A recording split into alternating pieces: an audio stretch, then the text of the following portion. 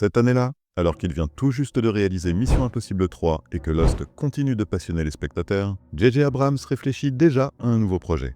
Une série de science-fiction qui confronterait le paranormal et la science, tout en plaçant les relations humaines au cœur du récit. Avec l'aide des scénaristes Alex Kurtzman et Roberto Orci, Abrams donne progressivement corps à ce mélange audacieux, dans une ambiance ouvertement inspirée de X-Files ou des récits de Michael Crichton.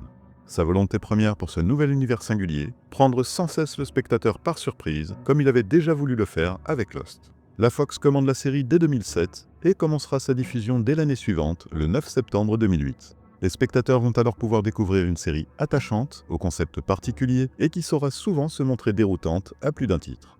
Aujourd'hui, on va parler de Fringe. Bonjour à tous, je suis Yann et vous êtes sur Verdict en série.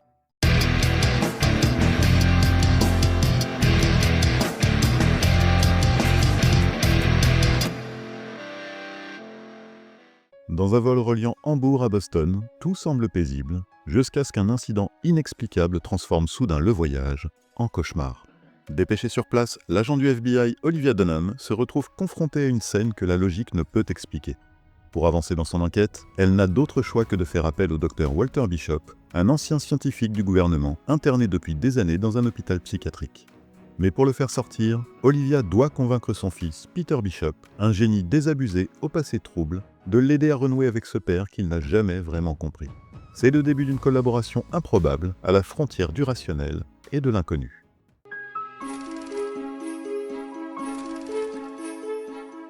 Fringe est une série américaine de science-fiction créée en 2008. Elle se compose de 5 saisons pour un total de 100 épisodes, avec une durée moyenne de 42 minutes par épisode. Avant Fringe, ses créateurs J.J. Abrams, Roberto Orci et Alex Kurtzman avaient déjà collaboré sur une autre série à succès, Alias. Abrams avait quant à lui aidé à lancer le succès international qui est devenu Lost, puis réalisé le 3e volet de la célèbre franchise avec Tom Cruise, Mission Impossible. La diffusion initiale de Fringe a eu lieu aux États-Unis de 2008 à 2013 sur la Fox. En France, la série a été diffusée sur TF1 dès 2009, puis rediffusée sur NT1 en 2013. Pour information, la série est déconseillée en France aux moins de 16 ans. Aux États-Unis, la première saison de Fringe a réuni en moyenne 8,8 millions de téléspectateurs par épisode, ce qui en faisait l'une des nouvelles séries les plus regardées dans la tranche 18-49. Par la suite, et malgré une audience qui baissait progressivement, la série a été maintenue jusqu'à sa 5e saison pour permettre aux auteurs de lui offrir une véritable conclusion. En France, bien que les chiffres d'audience furent moins brillants, environ 2 millions de téléspectateurs en moyenne, la série a été jugée suffisamment satisfaisante pour les diffuseurs. Fringe a remporté plusieurs récompenses. Elle a entre autres gagné des Saturn Awards, dont plusieurs fois consécutivement celui de la meilleure actrice de série télévisée pour Anna Torv. Au moment où j'écris ces lignes, et selon le site Just Watch, la série est disponible en France à l'achat et en intégralité sur Apple TV.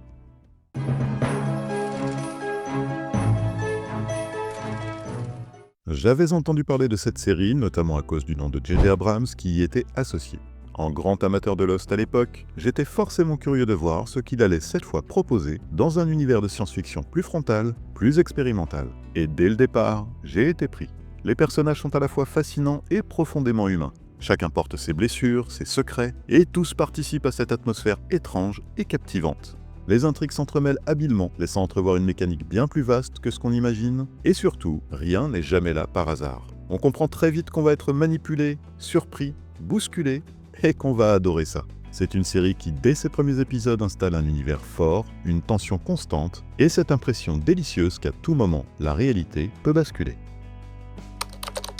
La série commence de manière plutôt classique. Exposition et mise en place des personnages, des enjeux et des relations.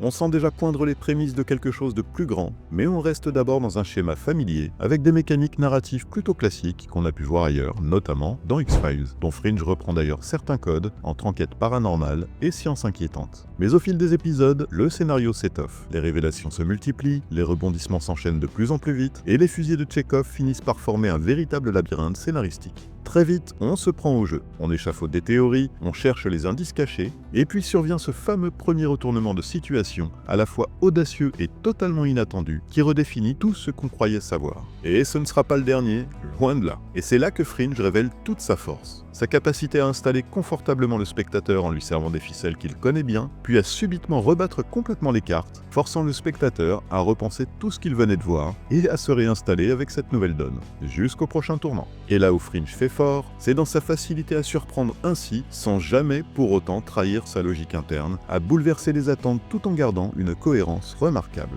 Si les premiers épisodes adoptent une structure presque anthologique, un mystère, une enquête, une résolution et des tropes répétés, cette mécanique laisse progressivement place à une narration beaucoup plus feuilletonnante, bien plus addictive. Et même si certaines explications pseudo-scientifiques flirtent parfois avec l'absurde, peut-être le ventre mou de l'écriture, elles finissent par faire partie intégrante du charme et de l'identité de la série. L'écriture, pilotée notamment par des scénaristes comme Jeff Pinkner, qui avait œuvré sur des séries comme Alias ou Lost, et G.H. Wyman, qui participera plus tard à Almost Human, témoigne d'une ambition évidente et totalement atteinte à mon sens. Mêler émotion, mystère et réflexion sur la nature même de la réalité. Le tout rythmé avec justesse, alternant moments de tension pure et respiration plus humaine, toujours au service des personnages.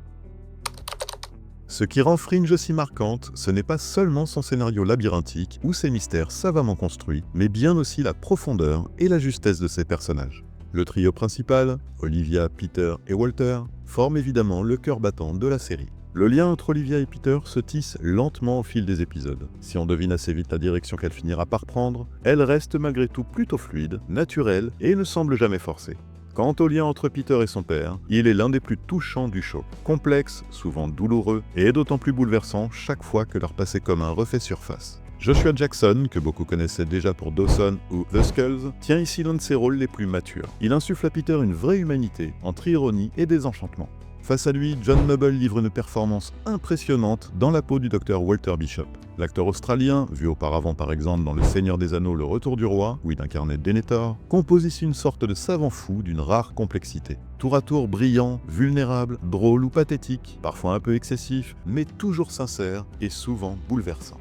Et au centre, Anna Torv, que beaucoup comme moi ont découvert grâce à Fringe, donne corps à une Olivia à la fois forte et finalement pleine de fêlures. Sous ses airs réservés, elle dégage un vrai magnétisme, une présence subtile qui s'impose naturellement dès les premiers épisodes et plus encore au fil des saisons. L'évolution de ces personnages est d'ailleurs presque un cas d'école pour le genre. Chaque révélation, chaque retournement vient modifier la dynamique entre eux sans jamais rompre la cohérence émotionnelle du trio. Si le scénario est habile, les personnages le sont tout autant, alliant à mesure que les saisons défilent toujours plus de profondeur et de subtilité, et c'est ce qui aide aussi à ancrer Fringe dans la mémoire de ceux qui l'ont suivi. Côté second rôle et guest, la série n'est pas en reste. On retrouve Lance Reddick, déjà remarquable dans The Wire, autoritaire et énigmatique dans le rôle de Broyles, ou encore Jessica Nicole en Astrid, qui apparaît en personnage presque anecdotique, mais s'avère petit à petit être un véritable pilier de stabilité face au chaos.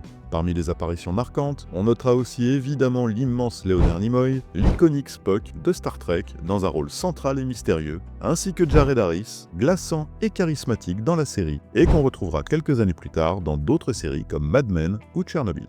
Chaque interprète, principal ou secondaire, contribue à faire de Fringe une œuvre profondément humaine, où la science-fiction, premier apparat de la série, sert en vérité et avant tout à explorer les émotions, la mémoire et les relations humaines. Sur le plan visuel, Fringe impose sa propre identité. La mise en scène est soignée, précise, souvent empreinte d'une froideur presque clinique qui correspond parfaitement à l'univers scientifique et mystérieux de la série. Chaque plan semble pensé pour renforcer cette dualité constante entre rationalité et inexplicable. Il y a une véritable patte visuelle Fringe, immédiatement reconnaissable, faite de teintes légèrement désaturées, d'éclairage bleuté et d'une atmosphère souvent pesante, presque inquiétante. Les effets spéciaux, eux, sont plutôt réussis pour une série de la fin des années 2000. Qu'il s'agisse de mutations corporelles ou d'expériences scientifiques délirantes, le rendu reste crédible, cohérent et avant tout au service du récit, des situations et des personnages. La série parvient à maintenir un haut niveau de qualité visuelle tout au long de ses 5 saisons, avec un mélange habile d'effets numériques et d'effets pratiques. Le pilote a d'ailleurs été réalisé par Alex Graves, un réalisateur déjà réputé pour son travail sur À la Maison Blanche, et qui signera plus tard plusieurs épisodes marquants de Game of Thrones. Son approche cinématographique pose d'emblée le ton, celui d'une série ambitieuse, à la mise en scène nerveuse et maîtrisée, qui n'a pas grand-chose à envier à une production cinéma. Derrière lui, plusieurs réalisateurs réguliers comme Brad Anderson, qui avait déjà mis en scène Le Machiniste, et qui signera après Fringe le film The Call, ou encore Joe Chappelle, qui avait quant à lui travaillé sur The Wire et Les Experts Miami, ont continué à affiner cette esthétique, conférant à Fringe une cohérence visuelle rare pour une série de network. L'ensemble est immersif, homogène, et contribue largement à l'aura si particulière de la série, un équilibre parfait entre science-fiction, mystère et émotion. Côté musique, Fringe bénéficie d'un travail sonore particulièrement soigné. La bande originale, composée par Chris Tilton et supervisée sur le pilote par l'immense Michael Giacchino, installe d'emblée une atmosphère à la fois mystérieuse, mélancolique et tendue. Les sonorités mêlant cordes, percussions sourdes et nappes électroniques, renforçant cette impression d'étrangeté permanente qui colle parfaitement à l'univers de la série. L'ambiance sonore, comme souvent dans une série, joue un rôle essentiel dans la construction du suspense. Chaque bruit, chaque silence, chaque fréquence un peu trop basse contribue à faire naître ce sentiment d'inconfort typique de Fringe. Les transitions entre scènes sont souvent accompagnées de motifs musicaux subtils qui rappellent la présence constante du mystère et de la science hors de contrôle. Le générique, avec ses lettres en 3D flottant dans l'espace et sa musique minimaliste mais immédiatement reconnaissable, est devenu emblématique. Ce thème, froid, énigmatique et presque hypnotique, évolue légèrement selon les saisons, reflétant les changements de ton et de réalité que la série explore. Cette identité sonore et visuelle participe grandement à l'immersion et à la singularité de Fringe, renforçant son statut de série à la fois cérébrale et profondément atmosphérique. Le final de Fringe est à l'image de la série, émouvant, imparfait, mais sincère. On pourrait lui reprocher un twist un peu facile, une résolution qui choisit une voie convenue plutôt qu'audacieuse, mais malgré ça, difficile de ne pas être touché. Cette conclusion a le mérite d'exister et de clore réellement l'aventure, ce qui n'est pas si fréquent pour une série de ce genre. Oui, certains auraient aimé une fin différente, plus ouverte ou plus tragique peut-être. Mais dans le fond, il n'est pas si aisé d'imaginer une autre façon de dire adieu à ces personnages et à cet univers.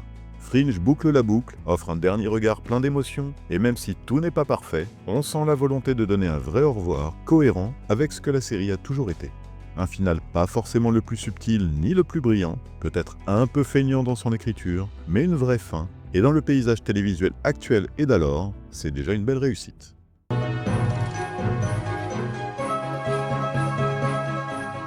Alors, est-ce que je vous conseille de regarder Fringe ? C'est une série de science-fiction ambitieuse, parfois inégale, mais toujours passionnante. Elle sait surprendre, émouvoir et créer un attachement sincère à ses personnages. Son scénario, souvent tortueux mais bien mené, son univers visuel unique, son ambiance sonore travaillée et ses acteurs impeccables en font une œuvre marquante qui mérite largement d'être découverte ou redécouverte aujourd'hui. Ma note, 7,5 sur 10. Parce que malgré quelques longueurs et facilités, Fringe reste une série rare. Un récit dense, humain et profondément singulier qui parvient à nous faire réfléchir autant qu'à nous toucher. Alors si vous aimez les récits de science-fiction qui mêlent émotion, mystère et réflexion, et qui sait maintenir les relations humaines au centre de son histoire, foncez sans hésiter. Merci infiniment d'avoir suivi ce nouvel épisode sur Fringe. Pour aller plus loin, et comme d'habitude, je vous mets quelques liens en description, n'hésitez pas à aller y jeter un œil. Prenez soin de vous et à très vite sur Verdict en série.